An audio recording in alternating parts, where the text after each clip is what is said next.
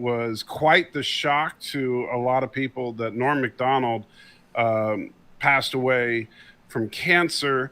Obviously, nobody, it wasn't public knowledge that he was fighting cancer. At least I don't believe so. And, the Orville, I'm sure that the cast and crew of the Orville are just reeling on this.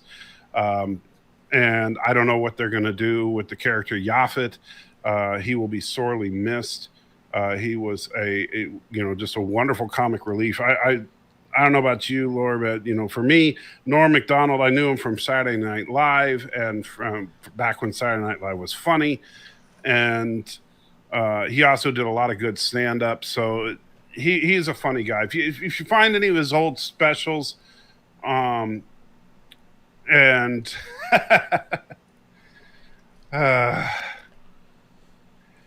Karen Bennett says, "Never saw your show, but it resonates with me. I hate you. I hate you. I don't get it. You didn't watch the Star Trek Day stuff, did you? No, I don't. Yeah. So what happened? What's the joke?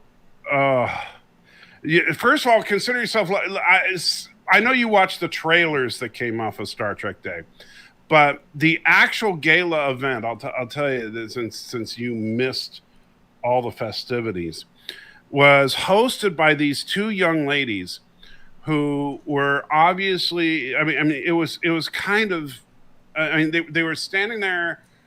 I don't even know what their names were, but they were just standing there. They were literally holding iPhones the whole time, like honestly, like proudly holding them up so you could see that they were iPhones, and talking like, "Oh my God," the whole time. And at one point, one of them, after the Discovery panel, one of them said, and I am not kidding, "I've never seen the show, but that totally resonated with me." I mean, were they cute?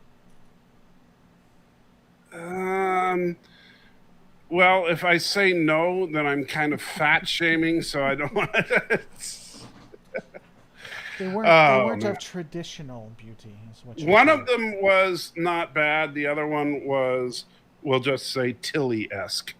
Tilly's hot. I like Tilly. I don't know what you're talking about. I'm in all seriousness. I think Tilly is an attractive human being. I thought she was all right in the first season before she ate the rest of the crew or something. Well, I mean, to be fair, you're an excessively thin person, so you might not understand what us fatties have to deal with. Oh yeah, right. I'm not saying I'm not fat. I'm not trying to claim that I am the picture of health. There's thick, and then there's spilling over. The cup is overflowing. So right. And her cup was definitely overflowing. Thomas. At one point, so they were showing off, they were looking at all these cool Star Trek artifacts. I'm not kidding. Now, I know that we all say stupid things sometimes, but they actually said, I have the video clip of this because it was so bad.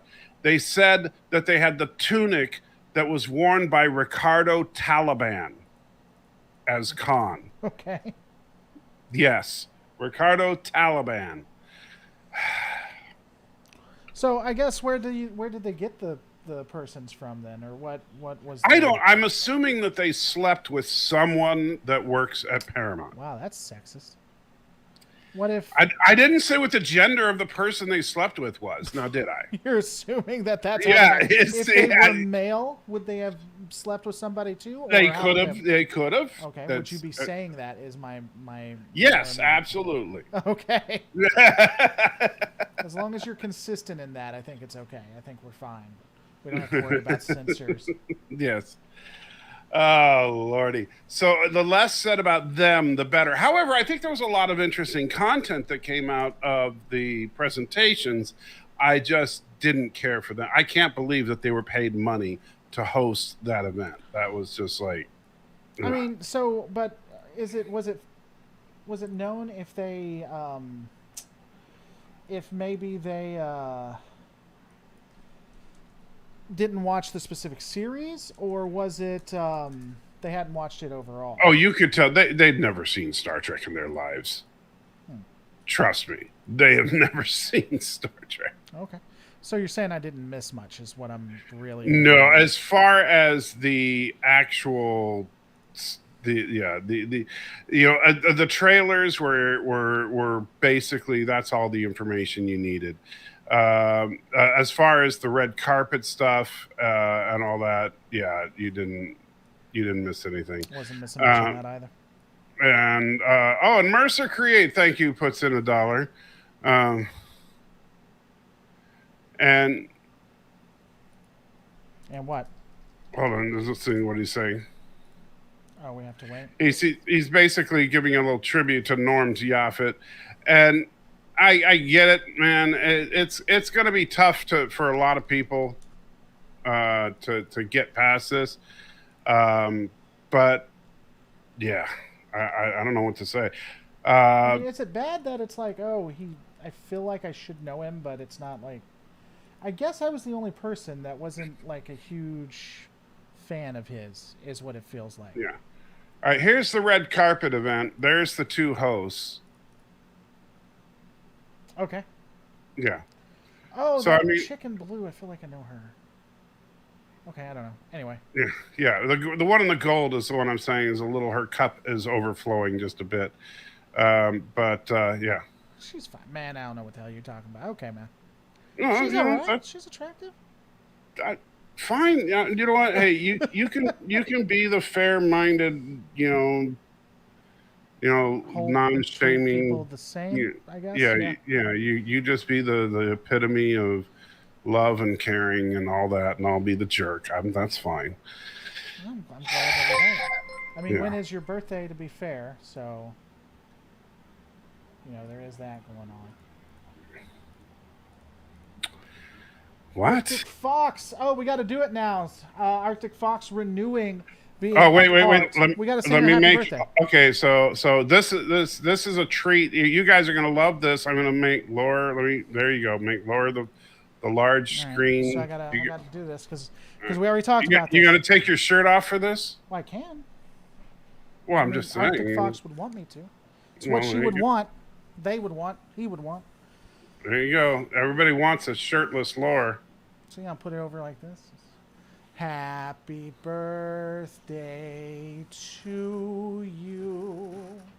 Happy birthday to you. Happy birthday, Arctic Fox. Happy birthday to you. For you, Arctic. I did it for you. And I do believe that... Let me get my thing on. I think... Oh, yeah. First of all, the hilarious thing is as soon as you took your shirt off, the dog left the room. That's funny. That's bad if the dog has to leave. Like, no, this is too much. Second of all, the suicide rate in the country just went up a statistical amount. So, that's pretty bad. I mean, they'll lower the COVID numbers, I guess. So there's that. Well, Multi-Gunman just said, oh, my God, I'm blind. Even the dog was disgusted and left the room. Oh, no, they missed it. They missed me because the camera's not working. What the hell is up with that? Well, tell them to go over to my stream and just rewind it about a minute. Well, I tell you what. I will, guys, stay here, and I will replay it in just a second. My audio is muffled. Is my audio muffled for you? No more than usual.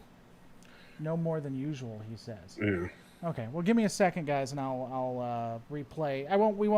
You won't hear me singing. Just pretend, because we'll still be talking. But just use your mind's eye. Imagine, because I had no clothing on, and it was beautiful. It was half of that sentence was accurate. Like the sun kisses the moon at night, and it creates a big pizza pie. That's amore. I forgot I was having issues and I didn't have my thing on my side. That's unfortunate. I'll replay it though, guys. Don't worry. So and people on my stream now. Viv says, "Woohoo! Take it off." So I guess there's at least one person that liked it. It's off, baby. Well, no, it's back on now. but it'll return to being off. Don't worry. So are you just going to do like an all nude live stream then one of these nights? Well, who's to say that I haven't? Who's to say I wasn't all nude when I just did it with you? Well, you're wearing your shirt now. Yes, but before I wasn't. And at that point, could I not have been nude?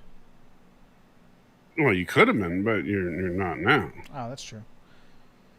In fairness, it could only be certain parts of me that are. And not Bird says that Spock is going to swim up Lore Reloaded. I don't get it. I'm not 100% sure what Bird means there. He's going to swim up me? Yeah, I think that Spock is going to be swimming up you. Spock is of the LGBT? Is what I'm hearing? I'm not sure. Bird and Kirk, so is he a Spurk person? Sounds like he's a Spurk person. I'm not sure. Thomas wants to know, why do you hate us? Do you hate them? No, that's why I showed them my, amazingness. Showed them my... I wanted them swim up to Lore Reloaded. But why would Spock... doesn't make it any better. Why? I still don't understand it. Why would Spock swim up to Lore Reloaded, Bird? I'm still losing you. Why is Spock going to...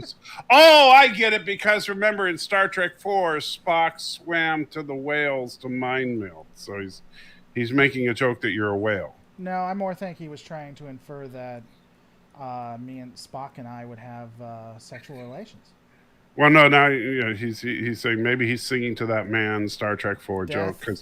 Death of the author. I choose to believe that when Spock swam up, he might have been into whales too. They have like such smooth bodies, Yeah, and E for you now says takes guts to show your moves on YouTube. It does. He doesn't know me that well. I will say this, Bert, or say what you want. Laura has guts, lots and lots of guts. So this is me for everyone watching when I was singing Happy Birthday with my always unkempt room. Are you showing it to your... I'm showing it to them, yes. Okay. Full glory. Because they didn't get to see it before.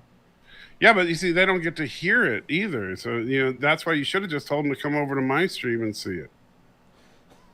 Did you see Gates McFadden telling the story of how she got the part of Dr. Crusher at Star Trek Day 2021? Hashtag me too. That was not Gates McFadden. That was Skeletor. What are you talking about? Sorry. I'm so confused. So is that how what happened there? What's the story? Oh, she just looks horrible. Gates McFadden looks... Dude, is there any woman that you respect, or what the hell is... Oh, sure, there are lots of women I respect. Gates McFadden isn't one of them. Why? What about women in Trek really annoys you? Jesus Christ, man. It's not women in Trek, but you know what? It's this tendency of late for some of these women in Trek to go around attacking certain segments of the fan base. Now, Gates McFadden has not been as bad as, say, Marina Sirtis, who has been particularly bad. What has she done at all? What has Gates McFadden done at all? Huh? If I honestly don't know. I've not seen her say. Has she said something bad? Salty Trekker is Fandom Menace. I'm not really Fandom Menace, no, Bird, but I don't. I just wanted to know what the red pill tastes like that you took. Did you put like hot sauce on it, or are you more? Like, no, I'm not a red pill. Peppers when you ate that red. I don't know, man. You've attacked 3 women in the sum of how. What can I say? It's a thing. You know what? It's unfortunately. What can I say? Women are just dogs. I mean, it's not. No, it's not a. No, will you stop? Will you just stop? What can I say? They're inferior. Shut up. What? That's not what Bird. Lord, shut up. I'm gonna punch you now. Anyway, obviously, I don't have a problem with women. But some of these women that are, and unfortunately, this is becoming a trend with some of the women in the production of Star Trek, and that's been a disturbing trend that I don't like. Now, I'm hoping that it's a trend that ends, because I don't like the ongoing war between certain fans and people that are in production. I think that that's not productive. And I think that ultimately it just harbors bad blood on both sides because, I don't agree with everything the Phantom Menace is saying, but I also understand that about the Phantom Menace has some legitimate gripes because sometimes, yes, they get crap from these guys. And thank you, Eastley. I couldn't remember what it was that Gates said, but yeah, Gates was one that was tweeting about not going to. What was I was trying to remember exactly how she put it, but about certain fans. Was it that she didn't want the fans going to the cons, or that she wasn't going to the cons, or something like that? I can't remember what it was. But anyway, enough about that. So let's talk about what was it we were going to talk about before you decided to get all red pilly. I didn't. I'm not the one getting red. Oh, you're the one. And You're the one. apparently, she was assaulted and was talking about it, and you're sitting here. I didn't. She was. What do you mean she was assaulted? Apparently, she was sexually assaulted, is what she's saying, or what was happening. Okay. But I mean, it's okay because she looks like Skeletor, right? I mean, it's all right. I didn't. What does she even look like now? Are you glad she's not? So, joking aside, are you glad that she's not in the? Are you glad she's not in Picard season 3 because of her opinion? You think she'd be a net negative, or? I don't know. The thing is, I think the Picard concept is a net negative, and I think that's and it's number one. I think Patrick Stewart, while he's a fine actor, he's too old to be playing the part of Jean-Luc Picard at this point. And so I said that before season 1 came out, and honestly, I think after watching season 1, I genuinely feel validated with that opinion, because when the most realistic thing about Picard season 1 was how winded he looked when trying to go up those stairs. It was sad to see this, what Picard was always this character who was the champion of dignity, and now he's just like the opposite of it. He was the person who literally went to court to fight for the rights of synthetic life, and now he's the person who wants to abuse synthetic life.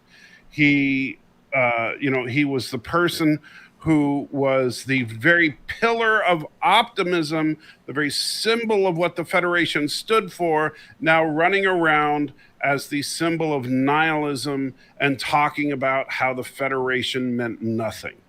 And so, yeah, I felt that the show was an absolute net loss. And I didn't think that it was going to be anything other than that. So I'd say there's a couple of things to that. I agree that he is showing his age as an actor, and so I think that is a detriment. No matter how they try to cut it, you can tell if you right. He's let the character be gone. I mean, that's the problem. I know that you don't want to, but if you're gonna bring back an old character to do a new show, bring somebody who's got some pep in their step still. You could do a Riker series. Heck, as much as I don't like the actor personally, you could do a Wesley Crusher series, and at least the actor still looks young enough to do stuff. I will say, though, I don't know about nihilism. I'm not sure where that's coming, but the fact that the Federation is failing, or the Federation has done horrors, that actually has been in a couple of the scripts, the movie scripts for Picard. They were just cut. You can actually go find the scenes where he's just going off about how horrible the council is and how they're not going to hide it. It happened. Right. I think it happened in both Nemesis and in Insurrection, is when they had that. So it's not necessarily out of the wheelhouse that he would be like. I'm not saying that Patrick Stewart didn't want that before. I'm just saying that I think that the idea of turning the Federation into a dystopian future is a mistake. Period. And I think that Discovery has proven it's a mistake, and that's why Discovery, while they haven't done a very good job of it, has been trying to slowly turn it around to a little bit more optimistic view of things. I think that's why they've been trying to push Strange New Worlds as a more optimistic view. I think it's why the only show that the fans have, I think it's for the most part, been uniformly accepting of is Lower Decks, because it is the only optimistic show that's currently out there.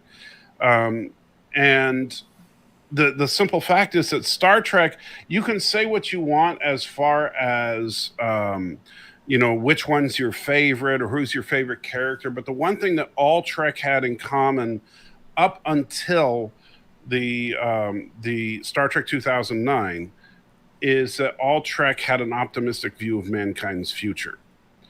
And yes, there was adversity. Yes, man had hurdles to pass. Yes, there were problems and things that man had to deal with. And yes, sometimes man had to make tough choices. And there were dark moments in man's history. But it was an optimistic view of humanity. But now that's thrown away. If you look at Picard season 1, if you look at the first 3 seasons of Discovery, and from what we see in these trailers, especially if you look at Picard season 2 trailer, it's just dystopia, dystopia, dystopia. It's like we want to. I mean, heck, Picard season 2. The entire premise is that the Federation has become a totalitarian state, and now we got to go back in time to fix it.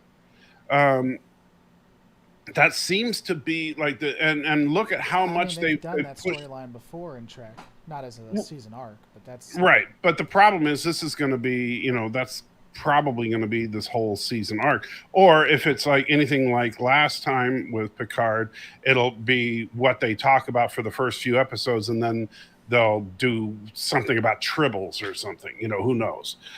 Because they change their mind. But it seems like, for whatever reason, and I don't know if it's Alex Kurtzman, I don't know if it's the writer's room, I don't know if it's somewhere else in the production team or where it's coming from, but it seems like somewhere in the pipeline right now there is this overwhelming feeling of nihilism that's been inserted into Trek. And I think that that's poisoning the Star Trek well. And the only place where we don't see that is Lower Decks. Now, so far, I'll say that it looks like Strange New Worlds doesn't seem like it's necessarily going to be that way, but we haven't seen an actual episode of Lower Decks yet. We haven't seen a proper trailer for Lower Decks yet. So it's hard to say. The only thing we really know about Lower Decks is who some of the characters are. Yeah, I don't know. I think that I'm not Lower Decks, Strange New World, sorry. Right. Yeah. Well, I mean, I knew what you're talking about. I think it depends on what your level of acceptance is for dark, and I would almost agree the spirit in which the stuff is written. Like, for instance, the only real true light, I think, the real Utopia-esque series when it comes to Trek is the original series and the Next Generation. Possibly the animated series, but I didn't watch all that. By the way, did you know the one thing I did hear and watch, the animated series wasn't for kids, because the first real one is Prodigy. Man, the amount of people trying to justify that comment is just ridiculous. But I mean, maybe the animated series. But when you look at like Deep Space Nine, Voyager, like Enterprise, those were fairly dark in comparison. Well, don't confuse dark with nihilistic. Toss and Ting. Well, I mean, what do you mean by nihilistic? So you're saying Discovery and Picard are nihilistic. Yes, Deep Space Nine has elements, and by the way, Deep Space Nine is not nearly as dark as you make it out to be. We think of Deep Space Nine as dark because it had the Dominion War in it, and it had certain episodes that were dark, like In the Pale Moonlight. Everybody likes to point at In the Pale Moonlight. Deep Space Nine is also the series that gave us the Magnificent Ferengi. And so Deep Space Nine is not a particularly dark show. Deep Space Nine is a show that had dark and light, but nihilistic is where the ultimate what nihilism is all about is that ultimately life has no meaning. Ultimately, there is no grand importance to things. Ultimately, life is pointless. And if you look at the attitude of Discovery and the attitude of Picard, that is clearly there. If you look at the attitude of like if you look at the attitude of Deep Space Nine, Voyager, Enterprise, TNG, the original series, no, there's not even a trace of nihilism in any of those shows. Even the worst of TNG, when I didn't like the show in the first two seasons, while I thought it was preachy and I thought that there were some things that I strongly disagreed with, it was never nihilistic. So, And but what we have now is nihilistic Trek. so do you know which? Well, there's two things for that. Do you know which series was the only series to have the Insular in it? The Insular. Yes. Off the top of my head, no. And Arabic throws in a couple bucks. Says, "What does Joshua think of new Trek? Is he a Trekkie?" No, Joshua has never watched any of the new Trek. He doesn't find it interesting at all. In fact, and my wife, she watched the first episode of Discovery and then said, "Screw that noise! I'm not watching it." And she did watch the first season of Picard with me, and she said that, "What the heck did they do to this character?" Uh, Believe it or not, Deep Space Nine actually has the. Believe it or not, it has the Insular in it. It was one done by Avery Brooks, which he was the one where it was where they go back in time, and it was Benny Russell. You remember that? Oh yeah. Yeah. So they actually used. I was surprised by that. I was like, holy hell. So I don't know. It depends on how you interpret the season, because I think that someone could reasonably say season one of Discovery like directly addresses your concern. Like it starts out somewhat nihilistic or believing in yourself, and then it ends with pulling the morals of Starfleet, of doing what's right even in the face of like utter annihilation. I think that someone could give a good faith argument for that, because it starts with Michael committing treason, which never happened, I guess. And then it ends with her saying, "No, we're not going to genocide all of the Klingons. We are going to stick with our morals and save them." And it's the whole "We Are Starfleet" thing. So, I would say that would be... Which, interestingly enough, was also going against orders. Right, yeah. I mean, she disobeyed orders in both routes. Right. Which she should have been court-martialed for, but wasn't. Well, and I mean, instead they gave her a medal. It was really cringe too. I don't know. I don't believe that's where the admirals would necessarily naturally go. I mean, I'm not saying that I 100% agree with it. I'm saying that someone might try to argue and say that, and I could see that being a reasonable argument depending on how you interpret Discovery. I could see that as an argument, but here's the problem that I see with Discovery. With Discovery, at least to me, and I understand where, like, when you look at the way that Discovery is put together, it feels like, oh, we better put something in there that says that we are good, and so let's write that in. It doesn't feel like it's a natural, like the way that speech at the end of Discovery in season one came in, that in no way is relevant to what we just watched for a season. Like her whole speech at the end is not a reflection of what we just watched. That speech was something that someone tacked on at the end to say, "Oh yeah, we care about Federation values." Right. It's just like in season 3 where they keep talking about the inspiring Federation, how inspiring and how awesome the Federation is. And yet we never saw in Discovery how inspiring and awesome the Federation is. and that's the real problem that I see with Discovery. And this is it's the whole tell and not showing, right? What we need to do is, and what they did in the original series, in Next Generation, in Deep Space Nine, and yes, even to some extent in Voyager and Enterprise, is they showed us the values of the Federation. But in Discovery, they just kind of tell us every now and then. But they don't really show us the values of the Federation. They just every now and then tell us, oh, yeah, the Federation cares about these things, but we're not going to really show that to you. I don't know, man. As I said, I'm not a fan of Discovery. Like, Right. how like sometimes and generally, like I think Discovery might be the only one. When you go back and you watch it after a year or two or whatever, it doesn't seem as bad when you first watched it. Discovery is one of the only ones that I went back and I was like, this is as bad as I remember it was. I would say this again. I do think the spirit in which it was written is probably different. I think that it just depends on. I think it's written in a it's not written the way they wrote it originally for uplifting. It's just written uplifting in a different way, a more. You could possibly say in a more dystopian way. Like it's uplifting, but it's still dystopian to a degree.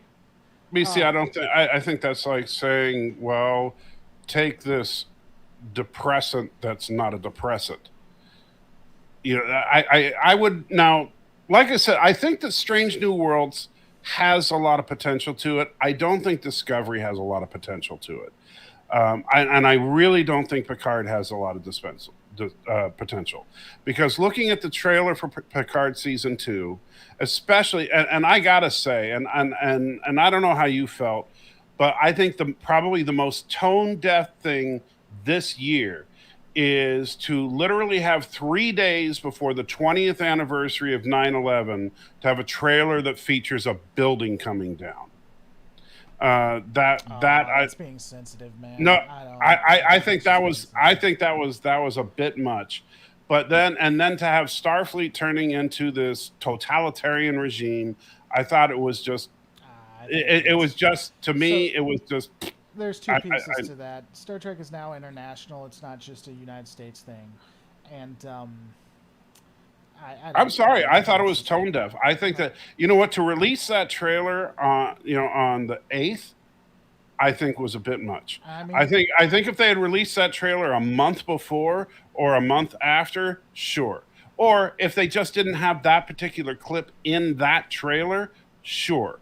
I'm not saying you can't have something like that in the show.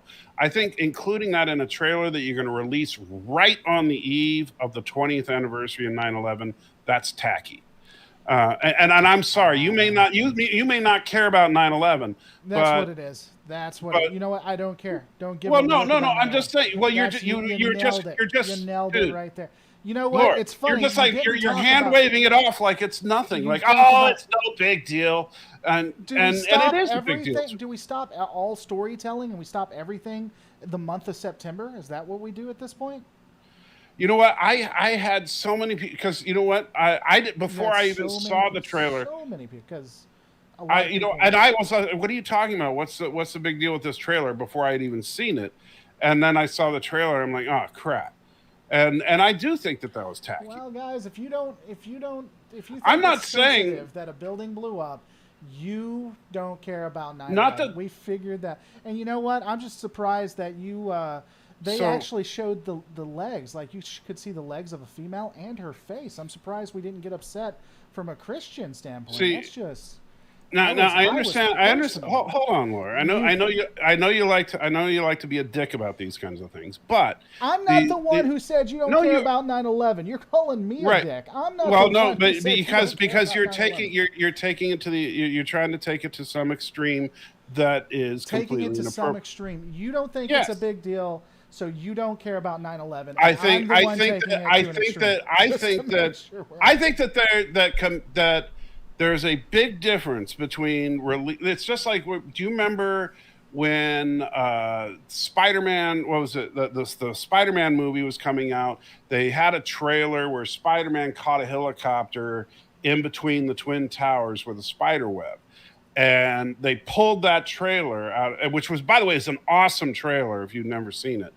They pulled that trailer because 9/11 happened, right? And because they were like, oh crap, we don't want to, we don't want any imagery that might remind people of what happened. Now, granted, this was when 9/11 first happened, and I get that. But now, okay, we're coming up on the 20th anniversary. You're putting together a trailer for a series. You're going to debut this trailer on 9/8 of the 20th anniversary of 9/11. I'm not talking about, oh no, something bad happens. You're talking about a building collapsing, and you're going to put that in the trailer. I think that that's a bit much. I think that that is a little tone deaf. Why is it specific? So there's so many ways to go. Do you know how many terrorist attacks happen across the world? Why is the United States special? Should they try to see every specific date that a terrorist attack? How many terrorist attacks result in a skyscraper coming down? I don't know, but does it matter? No, I think you do know. I think you do know. Really, you don't know? Really, you have no clue. You have no freaking clue how many terrorist attacks took down major skyscrapers around the world. Attacks have taken down skyscrapers. I honestly don't. Okay. So the World Trade Center is bombed. So that was one. The September 11 attacks. Let's see. I don't know. I can take a look. So 2, at least.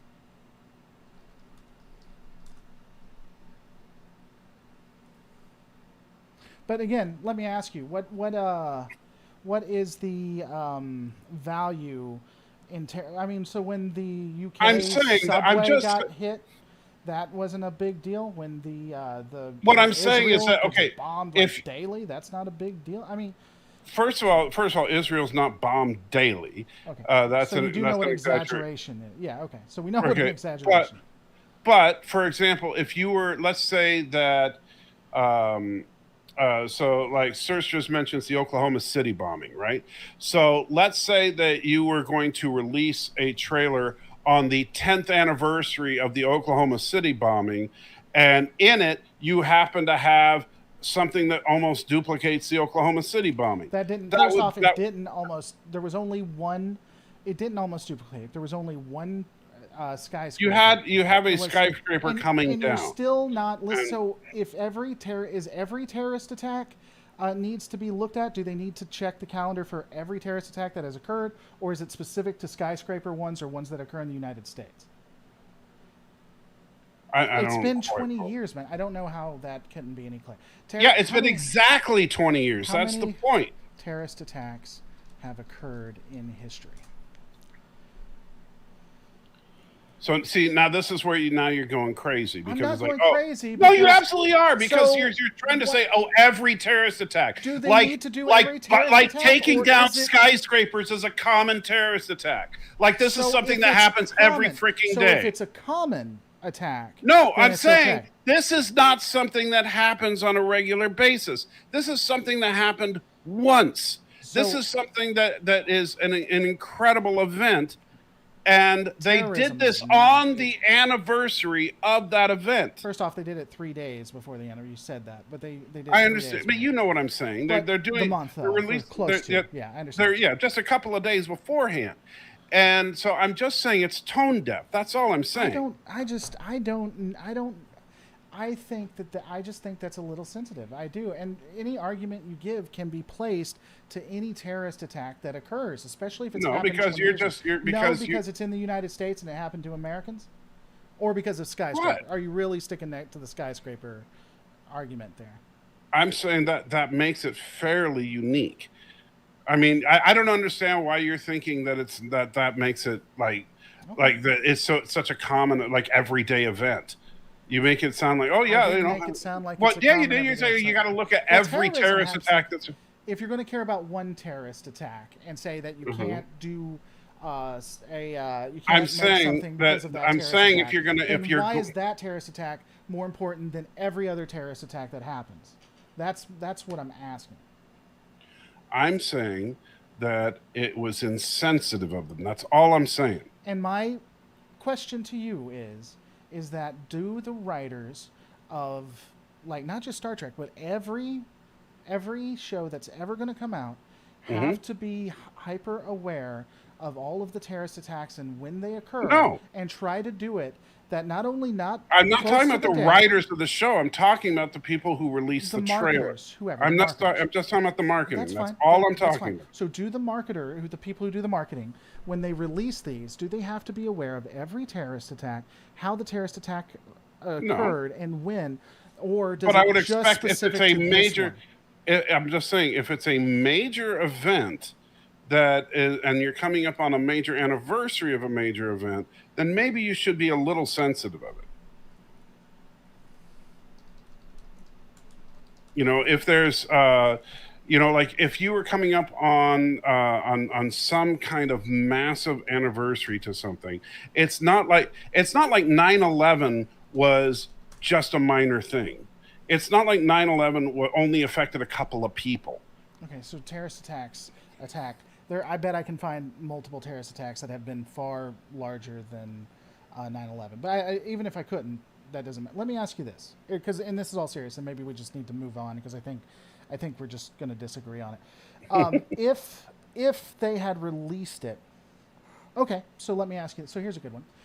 Do you think it was insensitive for them to release this and have a totalitarian government, an authoritarian government, on the same month that World War II both started and ended? In the same month that World War II started ended? No. Okay, so World War II, which drastically outshines 9/11. I think we can agree in the amount of death and bad things that happened, right?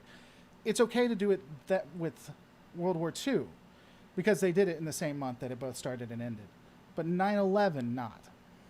Is it because it's further away, or because I guess most of the generation is dead, right? I don't.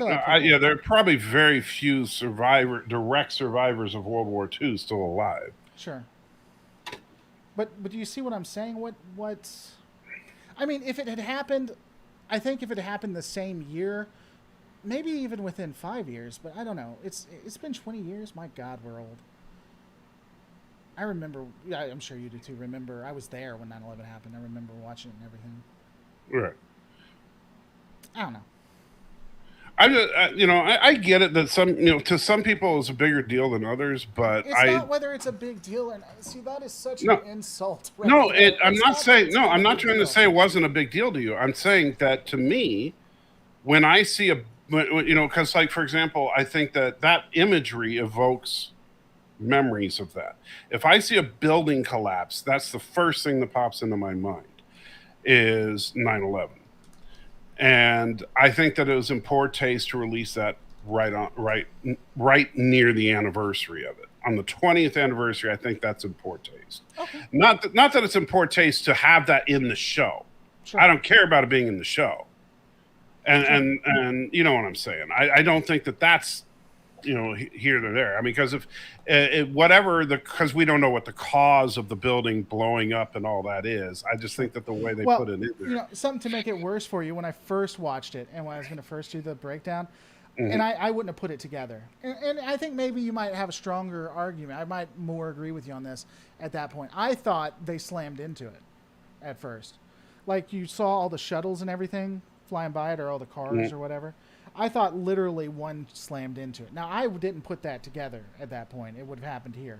But that's what I thought happened. I think it was a bomb ultimately, though, right? Or we don't know. I don't think they made it clear yet. Right. I mean, I'm sure we'll find out when the show comes out. Anyway, but the problem is, like, the Picard trailer, to me, it looks like, okay, basically they're going to time travel. They're going to come back to the 21st century so they can save money on the visual effects budget. And for some reason, the Borg Queen is involved. Right. And Q. Yeah, and Q. Did you see the Europa thing on there, too?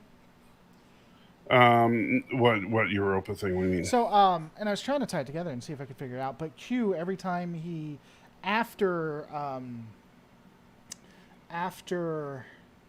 maybe it was in the past.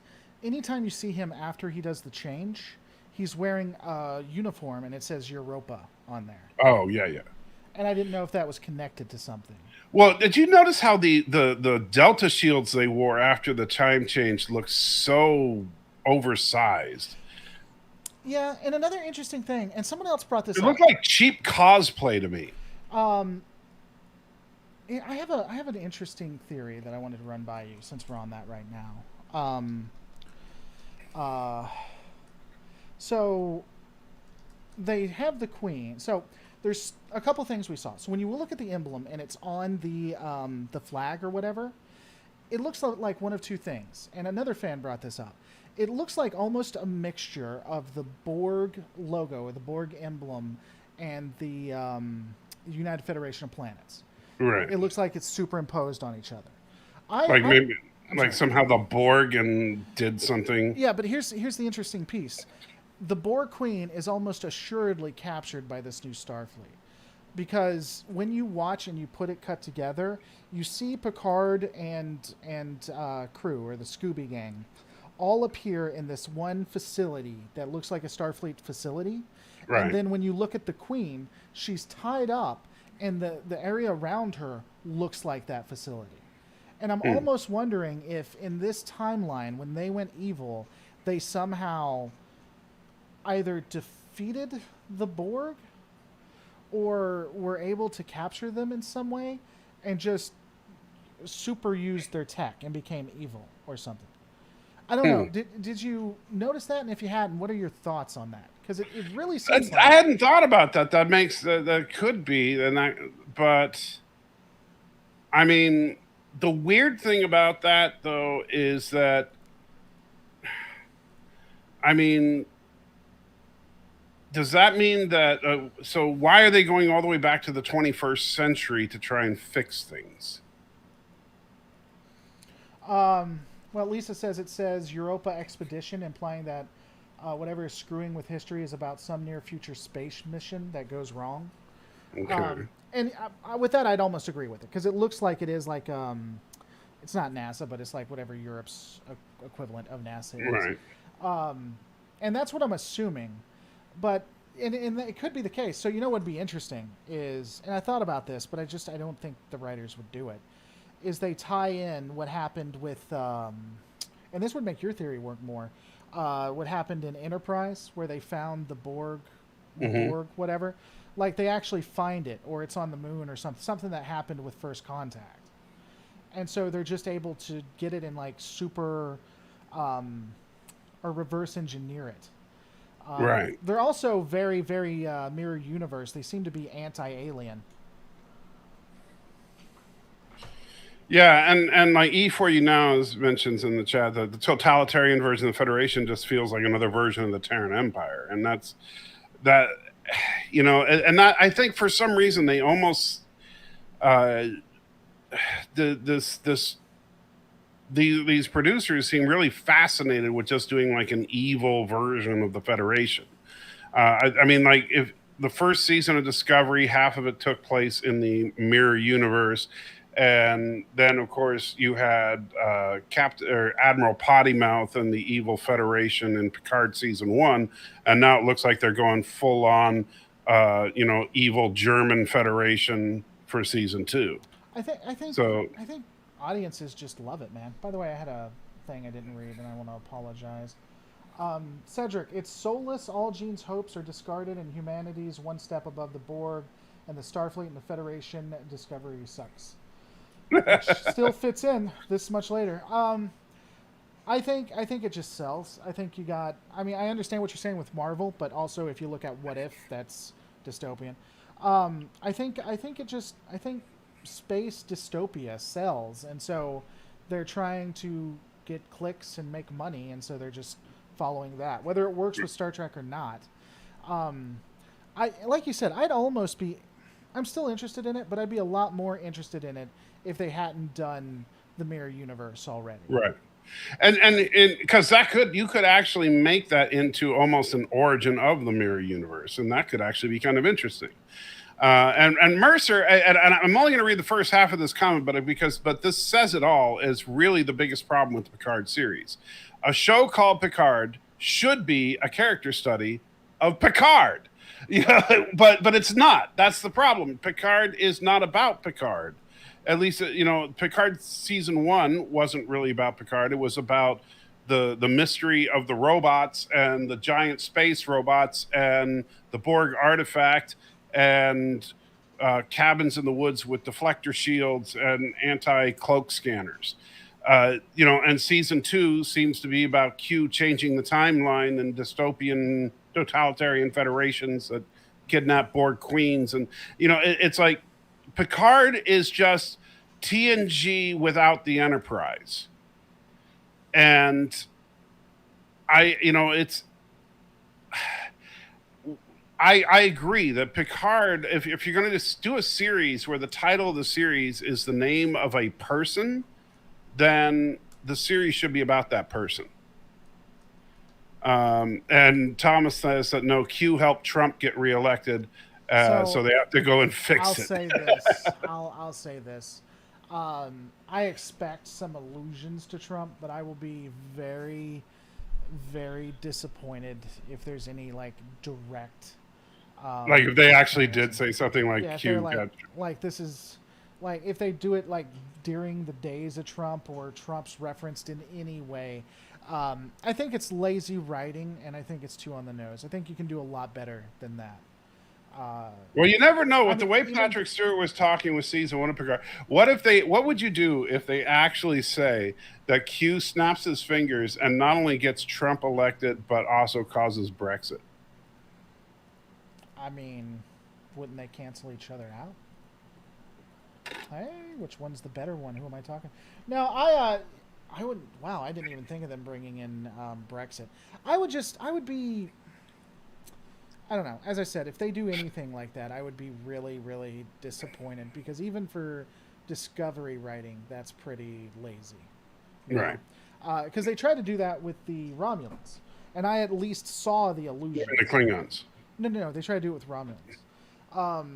Oh, you mean in Picard? Yeah, I thought you were talking when it came to the. I thought you were talking about the Klingons in Discovery season 1. No, with the Romulans, when the Romulans came into the Federation borders and then were just forgotten, that was an allusion to what happened in Europe. Right. I have no idea how accurate that is to real life, but at least that's what they were trying to do. If they're on the nose, that'll just be insanely disappointing. All right, so let's move on from the Picard. What did you think of the Strange New Worlds character slots that they revealed? I went over it once. I really wasn't all that interested. I'm more interested in seeing the actual footage and stuff like that. A trailer. Yeah, the character reveals. Teaser trailer was not all that interesting to me. I think it's having a blind character is going to be interesting. The way they did it too, I think, is fits in. Also, someone else brought up, which I thought was pretty cool that other people may not have noticed.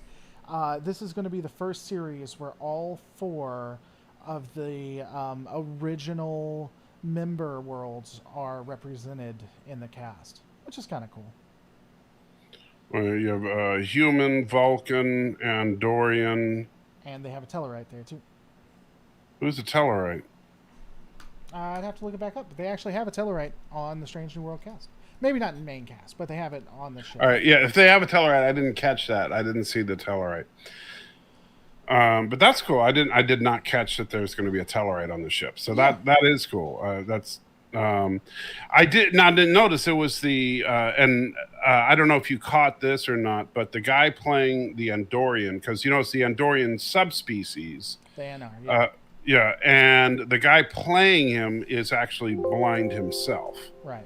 And I think that's kind of cool because even though I'm not one of those people that says, well, you have to be I don't think you have to be gay to play a gay character. I don't think you have to be blind to play a blind character. But if you are a blind actor, there are very few roles for you to get on a TV show. And here, this guy actually gets what a perfect role for a blind actor to get. Right. So I think that's kind of cool. And to be able to get a certain level of authenticity to that role. Now he's not 100% blind. My understanding is he had cancer in his eye, so he's completely blind in one eye, and in the other eye he has severely limited vision. I might be wrong on that. I swear to God, I saw a Tellarite on there though. Yeah, see, I don't remember seeing a Tellarite. That would be cool though if they actually did. I would like to see that. Well, to have all 4 member worlds represented in the Yeah. crew, that'd be really cool. I swear Right. I saw it, but maybe I'm wrong. Yes, Carlos. He's legally blind is the correct term, but he is mostly blind. I mean, like he can't see worth a dang. So Everything. Oh, not everything from Eugene Wesley Roddenberry's mind was great. I was about to say. I was about to correct you on that one. Yeah. I mean, I agree with you. I think it's cool when they can have actors who can directly relate, but I don't think it's worth getting upset if they cast someone who's not. Like, I mean, when you cast Spider-Man, you don't want him to have lost his grandparent and then for him to have gotten superpowers right after, because he'd be busy. He doesn't need to be an actor. He needs to save Metropolis or wherever he's at. So, Dang, dude, really? Metropolis? aren't they both DC? Isn't Spider-Man DC? Really? You're gonna go there? But anyway, Punch you in the face. that's just weird. Well, You can't do that. I mean, there were U.S. soldiers that have been punched by Taliban people in September, so we can't. Ricardo Taliban. Ricardo Taliban. Ricardo punched. Taliban attacked Clark. He punched him. Yes, that's absolutely true. So yeah, I really do want to see a genuine trailer because I will say this, there's a couple of concerns. Now I mentioned this to you before we started. One is that while I do think bringing in Dr. Mbanga was cool because that's a character from the original series. He only appeared twice. I think it's kind of cool. He's the resident expert on Vulcans. Maybe we can kind of find out how he became an expert on Vulcans, and it would make sense that he would be Spock's physician. But having 3 additional legacy characters with Mbanga, Christine Chapel, and Uhura means that now you have 3 more invincible characters on the show, which is a big problem with prequels, because with all these characters that we know cannot come to any harm, it's going to reduce some of the tension of the show. That I have a little bit of an issue with. Yeah, I didn't think about that till you brought it up. I mean, that's fair. Honestly, though, they said Strange New Worlds is going to be a return to an original series, Phil, and if they're going to do that, we're the only thing we're going to lose is red shirts. So, Right. I don't really think any of the cast have any real fears because that would be too dark for a return to the original series. But I get what you're saying. Nothing really negative can happen to them, and I think that's a shame because it does limit your ability to write, unless they just don't care about canon. Right, which, granted, we know that if there's one thing we all know about the new Star Trek is that they desperately care about canon. It's true. Because they would never, ever do anything that would violate canon. Wow. And then one other thing. So here's my horrible fan theory that I think that they may have accidentally revealed a little too much information. So did you catch what number 1's real name is? They actually had her real name in one of the shorts. Right, well. but in this they actually gave her full name. Okay. I didn't know. I got to be honest, I didn't pay that much attention. Okay.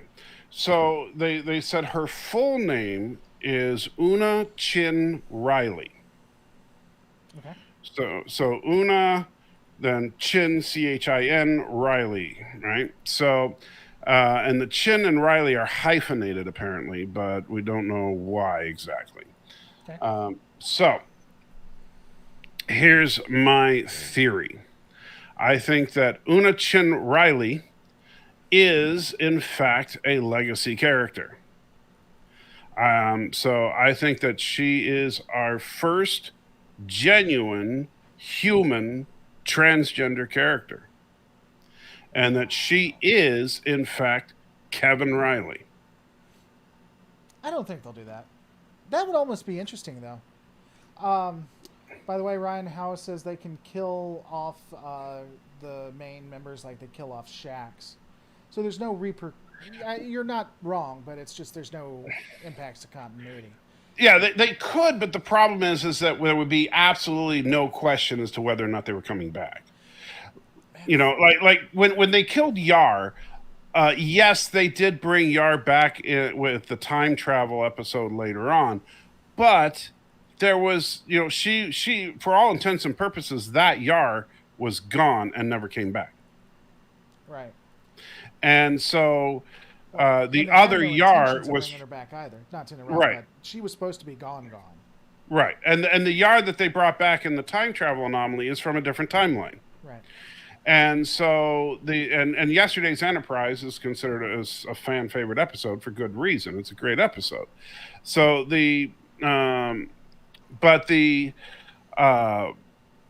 if we just make it so that, well, we know Uhura is around in the original series, we know Nurse Chapel's around in the original series, we know Mbanga's around in the original series, we know that Pike ends up in the chair. You know, and so we know what happens to all these characters. The only one of the legacy characters we don't really know what happens is number one. And so, given that, the problem is that these characters are invincible. So if any of them die in an episode, we know they're coming back. Yes, in the old days of TV, every time, like if you were watching classic Battlestar Galactica and Starbuck got killed, you know by the end of the episode Starbuck was coming back to life somehow. But in modern television, if a character is killed, that character could be dead. Right. But not if you're doing a prequel. So go ahead. I'm sorry. Yeah. So that's the problem. You know, I don't know if you're joking around or not. With Una? Yeah, it's more or less just a joke. I think it would be funny though. Yeah, Phantom Menace would get so pissed off. I was thinking of that as because she's a lieutenant commander. I don't think they'd bring. Yeah, he was just a lieutenant. Yeah. Of course, it could be that she did it without authorization, so she got busted down. I don't know, because Una isn't really a known character, so if they did that, I don't know that I'd care all that much. I think Phantom Menace would have a real... Oh, they'd have a heart attack. Yeah. I almost want them to see what Phantom Menace would do, to see how bad they get. But, yeah, that's funny, though. And then the We Are Starfleet crowd would freak out because why'd you get demoted? Right. Well, and then she goes crazy, too, or he would go crazy at that point, because isn't that what happens to Kevin? He gets space sickness or something? No, well, he ends up getting poisoned by Kodos, but he recovers. Oh, okay. So he's all right. And he does get the space drunk sickness and sings to everybody. Well, there you go. So, he's just a crazy Irishman. I wonder if they're going to try to connect those two. I could see them doing that, trying to connect. They could, they could be related somehow or something like. Yeah, they could be brother sister. They could be husband wife. It could be Uno's sister, is the joke. Yeah. I don't know, but that's interesting. I wonder if they are going to connect. That's crazy. Yeah, since they're both last name Riley, and since she's Chin Riley, I'm wondering like maybe she's married to someone with the name Chin. Well, there you go. Maybe. Yeah. Would you like to see a movie about the Enterprise incident with the Enterprise sea crew before and during the battle? It goes back to knowing kind of how it ends, so I'm not sure. It would be interesting. I'll give you that. Honestly, I want to see just anything that's past. DS9.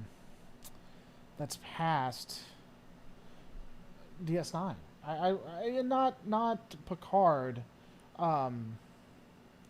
Not Picard levels, but just past DS9, You mean so past Deep Space Nine in the timeline, you mean? Correct. Like 5 years, not 35 years or whatever. Apparently you're louder than me. I've been trying to adjust that. Well, That's how it happens. I'll just talk quietly. How's that? Just be all quiet. Do Um, ASMR. hey everybody, how's it going? Salty Trekker here, sounding all sexy. Um, and so I think that I don't know. It's the problem is that I think that, and I've talked about this before. I think the next gen tech is a little too advanced, and with Picard, it seems like the tech isn't advanced enough. Like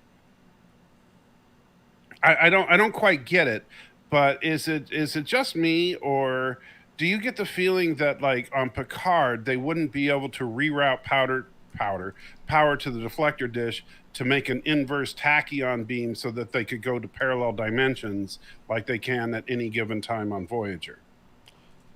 Uh, so I think that we're not looking at Starfleet technology, and well, first off, they have that magic tech of the ages. What are you talking about? Remember, she puts her hand into it and can make literally anything.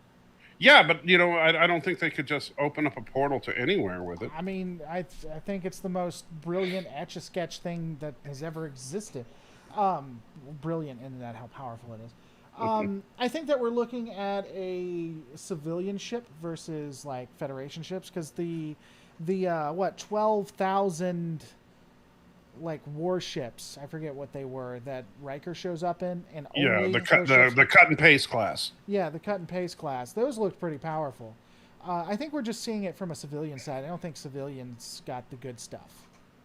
I Okay. think it's kind of like it is now, where the military gets the real good stuff before they disseminate it. Okay, fair enough. I'll I let mean, you have. wouldn't you agree with that? Because I mean, that would make sense. It'd be Well, consistent too. I mean, anytime we saw a civilian ship, it didn't really seem to match the Federation tech. well, you would think that deflectors would be on civilian ships, but Did they not have a deflector on? Did they specifically talk about that? well, they'd have to because you know that you would be able to navigate without them. Well, there's a kit bash in DS9 that doesn't have a deflector, so maybe they're using that tech. Could be. I forget which one it was. There was one that literally didn't have a deflector. It's the most annoying thing. But yeah, I mean, if you don't have a deflector dish, they even talk about it that then you hit a piece of space dust at warp and you're dead. Right. You know, so but yeah, you have to have deflectors, and for whatever reason, deflector dish is magic in next gen era. Right. Well, almost everything is magic in the next gen era, to be fair. Yeah, and that's what I don't like is that like it felt like to me, and that's why like if I was gonna if they handed me the keys to the kingdom and said design a show, I'd want to set a show like sometime after Star Trek 6, but before TNG, like maybe during the dismantling of Starfleet. The dismantling of the military wing of Starfleet, and something happens, and what kind of crazy adventures ensue.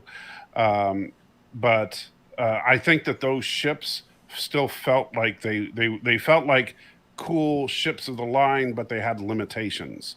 They didn't feel like it felt like you needed a wrench to fix a warp core. You didn't tell the computer to just fix it. Right.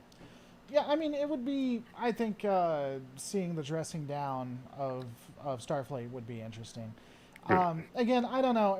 That's one of the things why, and this is probably my boomer moment, if you will. I think that Star Trek is best when it's dealing with Starfleet.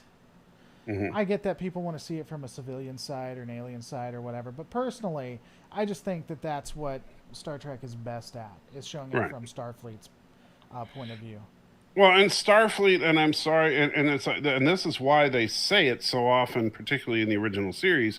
Starfleet is an Earth-centric organization, and and it works best with humans on the show. Yeah, you have a couple of weird aliens on the ship just to remind you that it's a multi-planetary federation, but most of the crew is human. Mm-hmm. And that saves on the budget, number one, but it also it's because you want the characters to be relatable. Right. Well, yeah, you'd have to either it's best to either have humans, or you'd have to make the aliens human-like Right. to be able to relate to the audience. The Right. one thing I'll say to that too, because a lot of people will bring up, well, again, they just didn't have the budget or the ability back then, or they would have done it. But I guess the counter to that is that whether they had the budget or not, they didn't do it, and they didn't do it for like 50 years. So it became what it is. Right. So what they wanted and what it is are two different things, I think. Yeah, and honestly, when you have, like, if you have a crew, like if you look at the original series, Spock was the alien on the show. Right. You know, everybody else was human, and that made Spock a really interesting and unique character. If half the crew were aliens, Spock wouldn't be a standout character. Right. You know, and so when you get to TNG, and you have Worf, and you have Data, and you have Troy, and then you have, like, Yar wasn't even technically from Earth, right? And it's like you're kind of watering it down. Oh, and hey, Geordi, Geordi's got a banana clip on his eyes, because why not? And so they got to try to make everybody different somehow. And the problem is that the reason they were doing all that is because, Gene Roddenberry wanted the edict of everybody has to get along and sing Kumbaya all the time. So you got to make everybody look weird and be from different weird places, so everybody can say how unique they are without having any kind of conflict. But on the original series, what made them unique was their personalities, not some kind of weirdness about their heritage or their being aliens. And so they could have that interpersonal conflict that drove the people and made them feel human.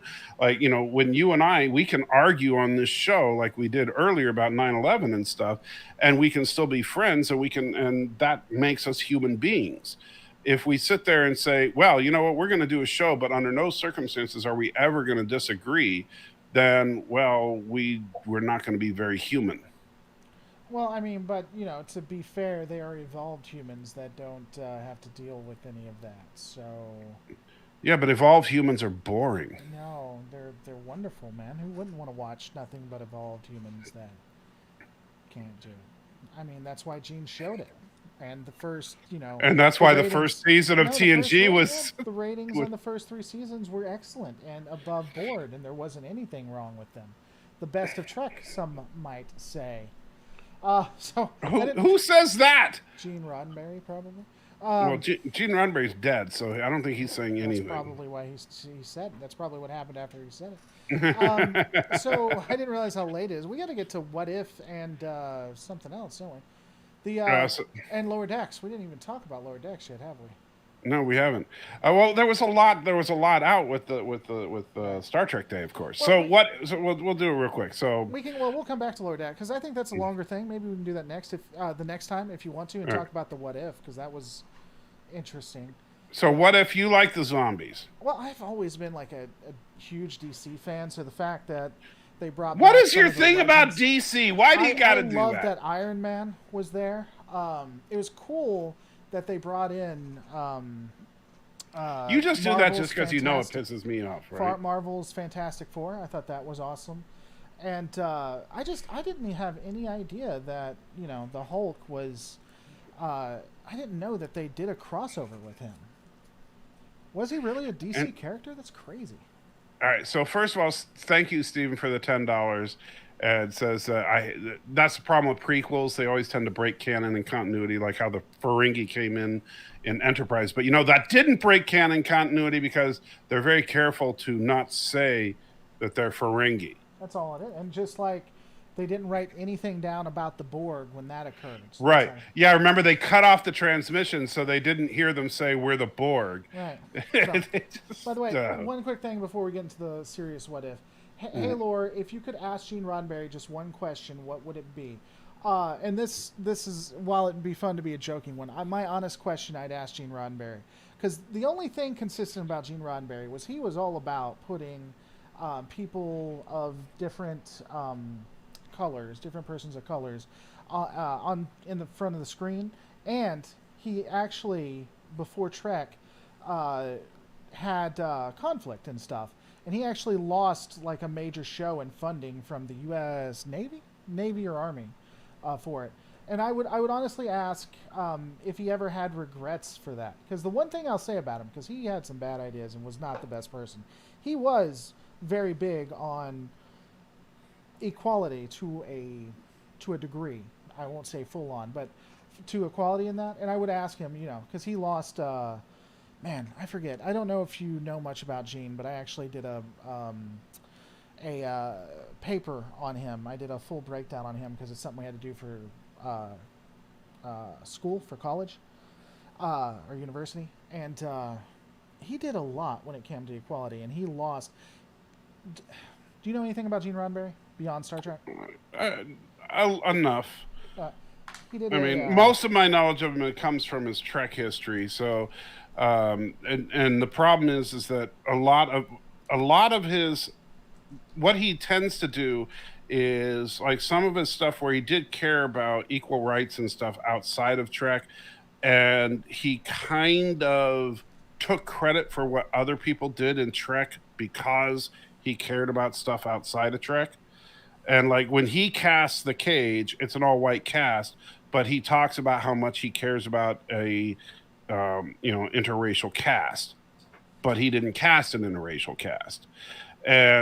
But that's a whole other discussion. Right. But you're talking about what happened before Trek. It's possible it was done by other people, and he took, because if there's one superpower that exists, it's Gene Roddenberry's ability to take credit for other people. It was called the Lieutenant. It was called The Lieutenant, and it was an American television series. It was actually partially funded by the United States military.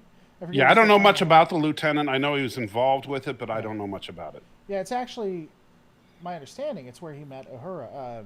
I forget her. Michelle, yeah. So anyway, I'd be curious about that, assuming that he was on the level. I don't know. I do. It's like the funny thing about Gene Roddenberry is that, and I'm not trying to be a jerk about it, but it's just kind of facts are facts. The two women that were regulars on the series are both women that he slept with, and the one woman that was fired from the series was the one woman he didn't sleep with. And she said she'd never come back. When she was the one in the Doctor Who, Grace Lee Whitney, the one who played Janice Rand, she was fired from the series, but Gene slept with both Nichelle and Majel Barrett, and and I'm sorry, he left Nichelle for Majel. I think he traded down, in my opinion. But and then he married Majel, of course. But he's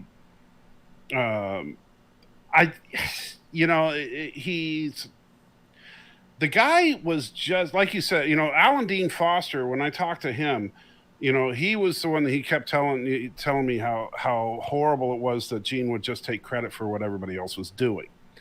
And the thing that made me angry and really broke the legacy of Gene Roddenberry for me was the fact that he would talk about how much he cared about having an interracial cast when he cast the Cage specifically.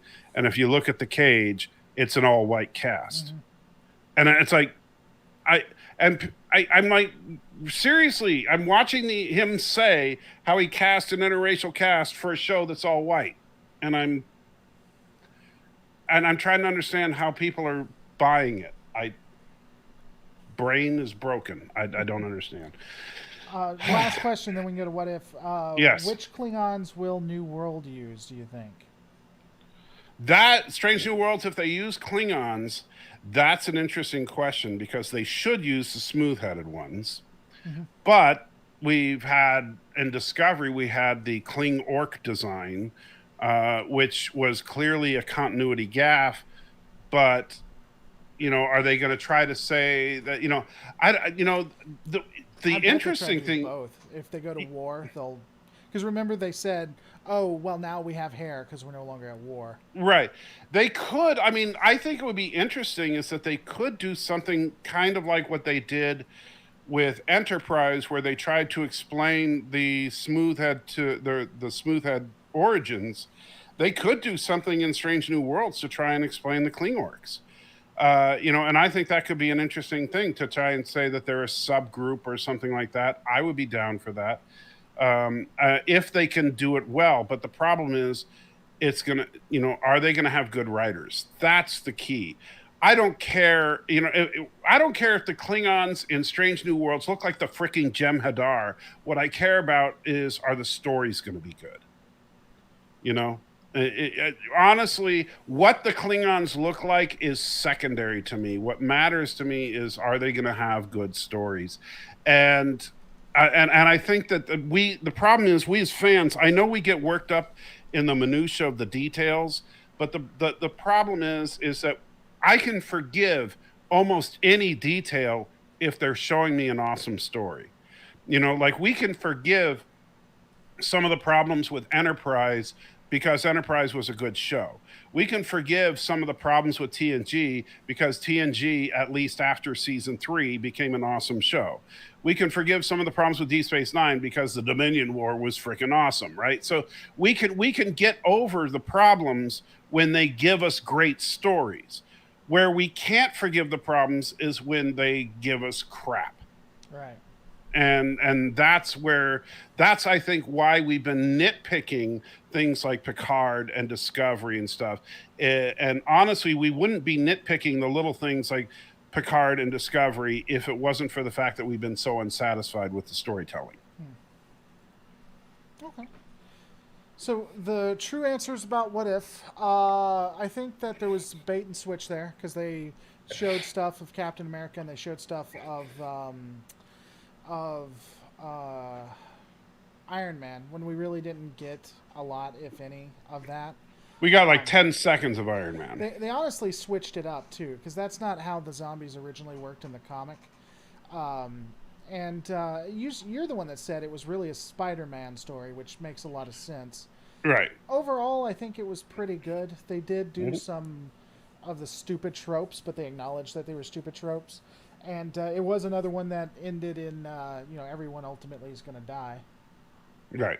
Because, we see Thanos, zombie Thanos is just basically waiting for the Mind Stone so he can wipe out the universe. Right. And, as soon as they cure the zombie virus, Thanos gets the Mind Stone and it's over. Right. And it's not like they're going to be able to stop him.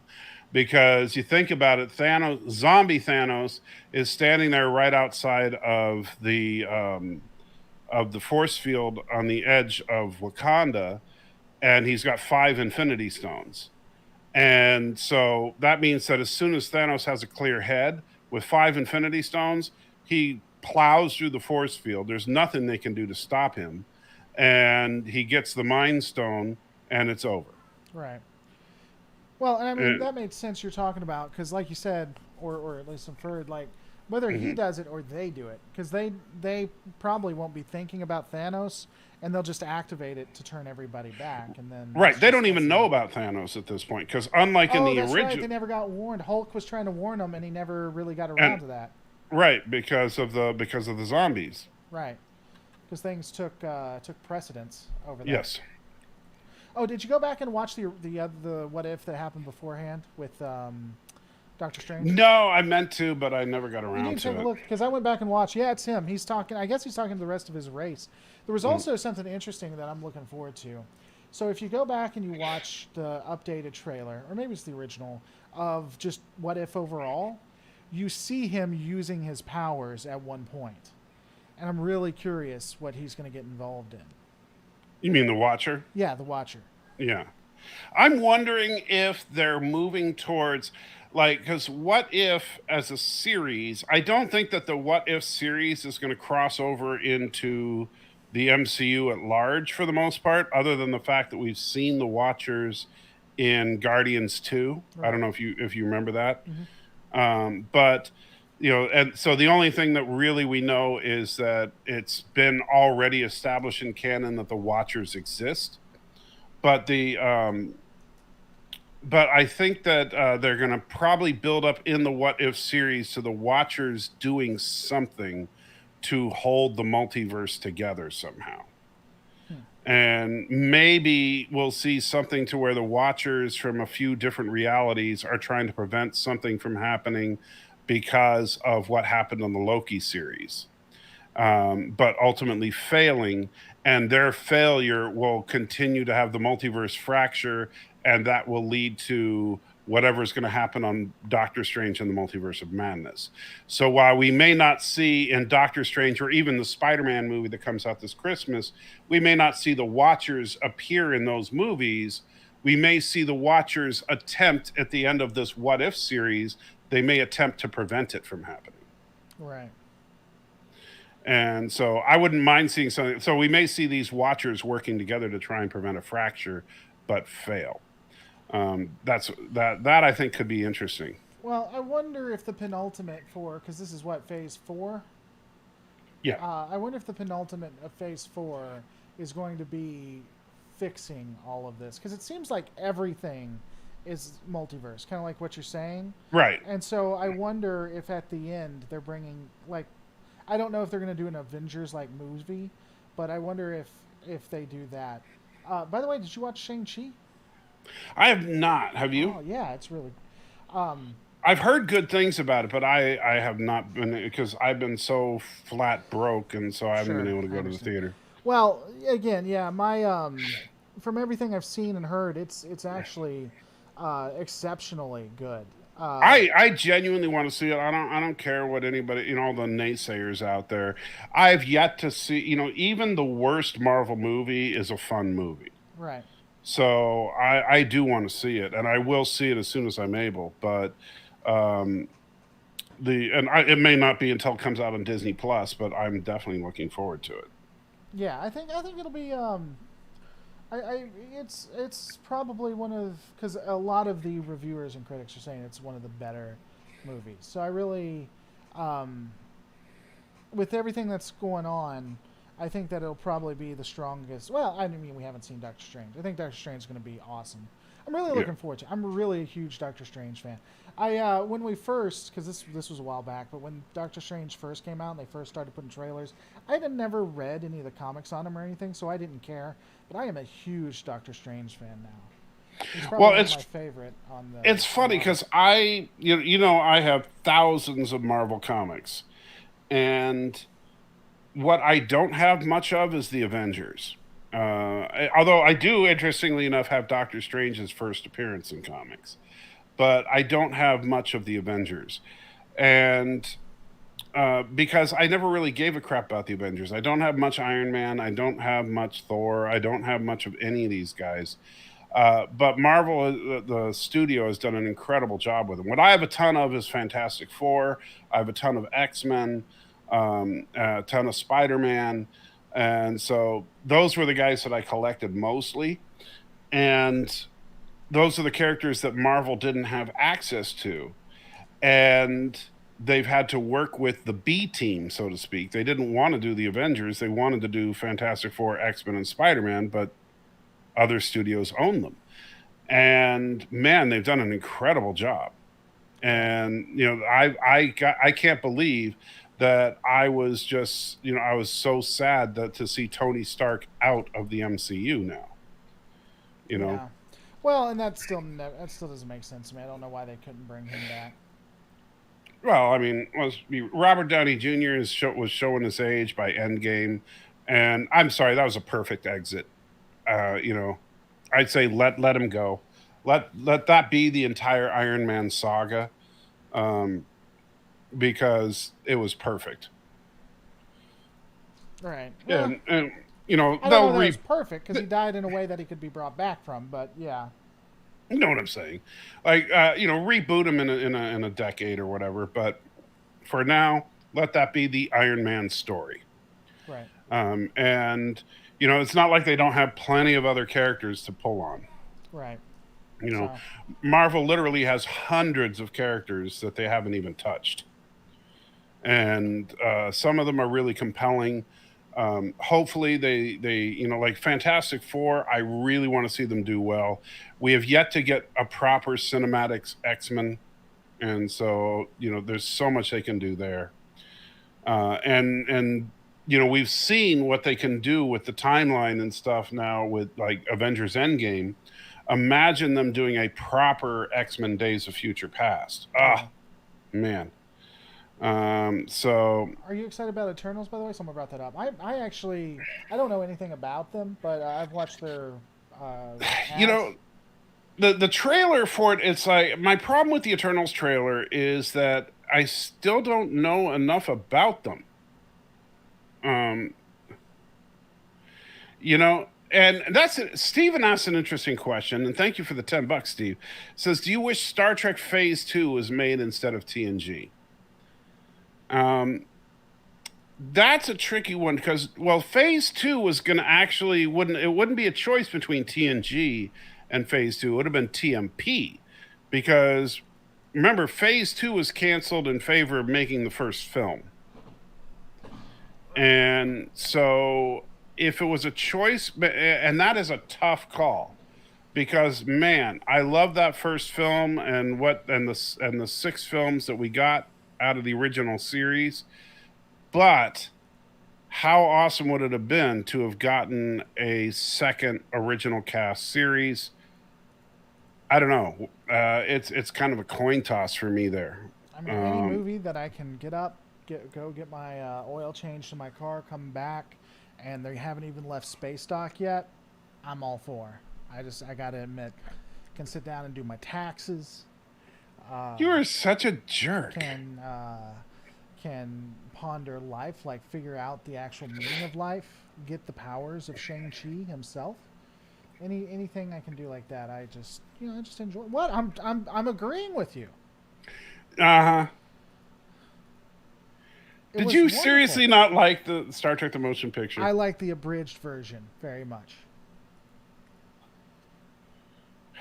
I understand 6 minutes of flashy lights is like fantastic. I understand. I get it. Again, I can go and ponder the meaning of life, single-handedly help Russia overthrow the United States, get back, and Wow! You they want to haven't even help gotten to Russia Vuja overthrow? yet. Did you just seriously say you want to help Well, as Russia you know, I overthrow? don't care about 9/11. That's obviously a reason for that.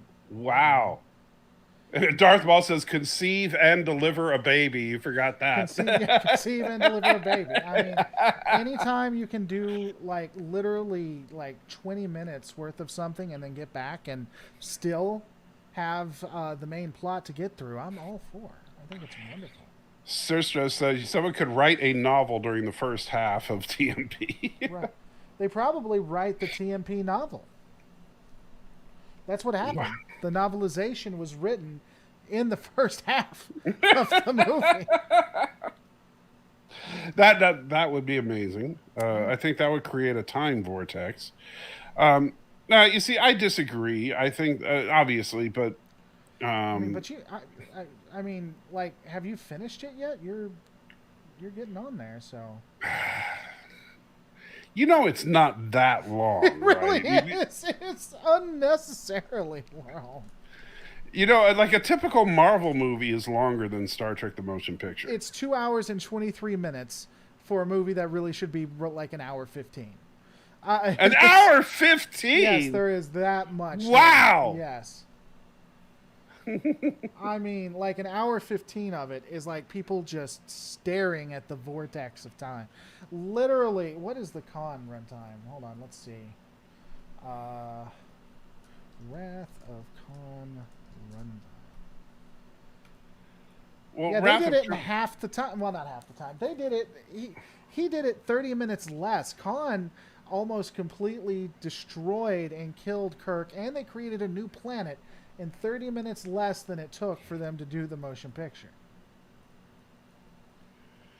And Valor, you're right. Lore Reloaded is the sarcastic brother you're glad you have, can be annoying but can't help I but mean, I'm still not like. wrong on this. We both know it. Well, I'm not saying that the motion picture doesn't have some pacing issues. The cloud penetration scene is way too long. I will absolutely give you that. However, some of those scenes, like for example, the scene where Scotty goes around the ship and kind of shows the Enterprise to Kirk from every angle, I do like that scene, and I think that it should stay exactly the way it was. It's wonderful because, like, what I'll do is I'll start that scene. I'll Uh-huh. actually run to Sonic to grab something to eat. You then know go that to scene Walmart, is not that and then long, go to right? Walmart because there's a You couple. know Cleaning that supplies scene I is need like for a the minute and a condo. half long. And then I It's- come minute and a half. Bullshit, minute and a half. Man, that's. I edited. I actually have the because we're going to be watching it on movie night with Matthew this Friday. We're going to be watching Star Trek: The Motion Picture. By a minute and a half long, do you mean 6 minutes and 28 seconds? No, it's not that long. It is. Yes. It is no, not. I'm sorry, I mean, I stand corrected. 6:27 minus 54. We'll take an entire Hold minute on. off. I'll round up. 5 minutes and 27 seconds. I am gonna will share bring it in up both right now. mine I and am going yours. to. Everybody can see it. Look, both mine and yours. 5 minutes of going around. It is not 5 minutes. It is 5 minutes. I of will them going bet around. you $5 right now. It is not 5 minutes. Okay, you'll bet me $5 right now. PayPal. I will. Okay. I will bet you $5 right now. And in fact, and just so we'll be on the up and up here. Let me share. I just screen. shared it right here. No. We're going to share it from mine. I don't trust you. Oh, I'm sure you don't. I wouldn't trust me either if I had it right here. At 56 seconds, I'm looking at the scene. Star Trek: The Motion Picture, they look at the Enterprise. At 56 seconds, the shuttle launches. Okay? From there, we go all the way around. We're still going around it, still going around it, still going around it, still Hold going on. around it, still going around it. They dock at 6:16 seconds. Let's see. They're beaming on. They don't beam onto anything. They're in a shuttle.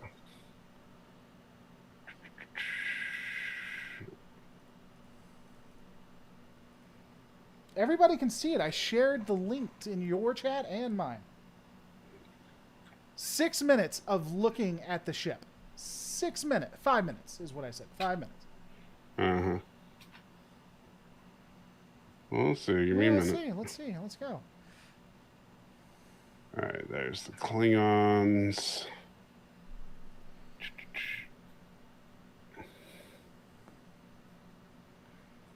It starts from when the shuttle launches to when the shuttle docks. You just like saying docks. Oh, I'm a huge fan of docking. I know you I'll are. dock with you. You don't even got to give me the $5. We'll just dock. No. So you want to go all the way back to when they launch. All right, so When they launch the shuttle, yes, to look at the Enterprise.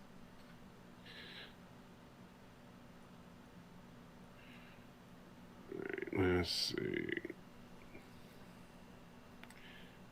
All right, and that's there. We're docking there.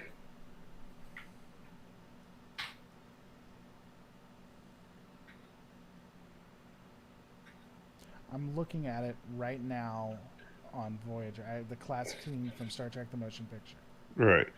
See, they're not even. Let me see. Okay, here's here where we go. What are they not doing?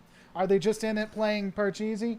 Are they playing some? Well, no, I'm trying to get to. Okay, Yakety here's where you yak in can the first background see and the playing Enterprise. Oh, so it's when you first see the Enterprise, not when they leave. So when they're out in space. Well, when they're and just sitting see there them leave the talking, shuttle- No, not you when wanna they're see- sitting there talking. When they launch, when you see the back of the shuttle is when it starts. Or pod. I don't know what that is. Might not be a shuttle. Yeah, it's a pod, I think, is what they call it.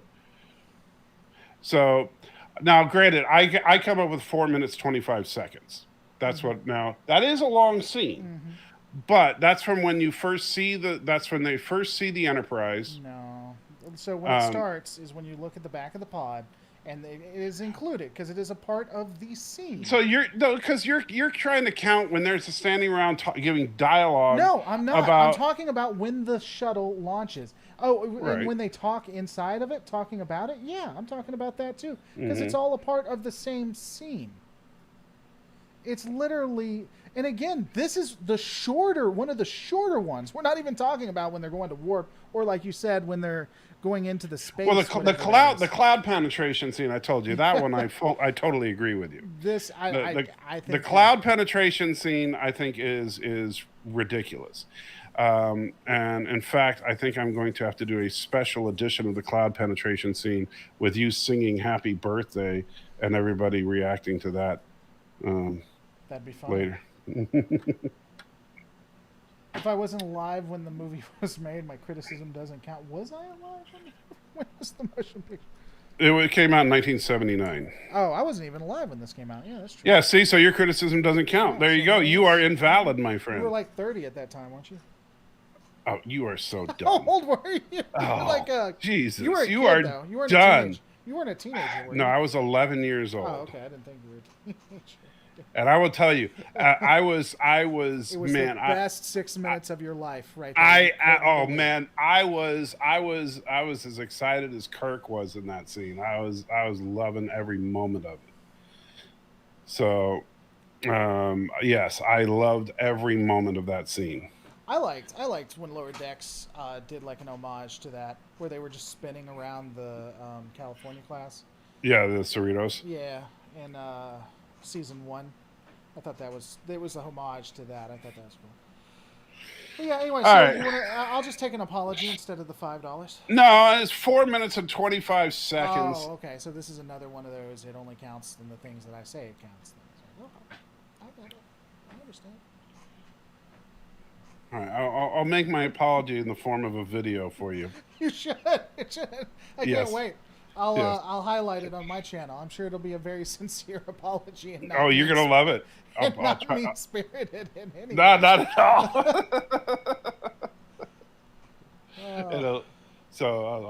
I'll try to get that done tonight for you. Did you right. like? Did you like? Did you like the what if before we get off? Because yeah, it's getting tired. Yeah, it was. I liked it, but it does suffer from I do think it's a little bit of a pattern with What If, where they keep kind of jumping to the ending, where they're like, "Oh well, and things are happening, and the world's going to end." So the end.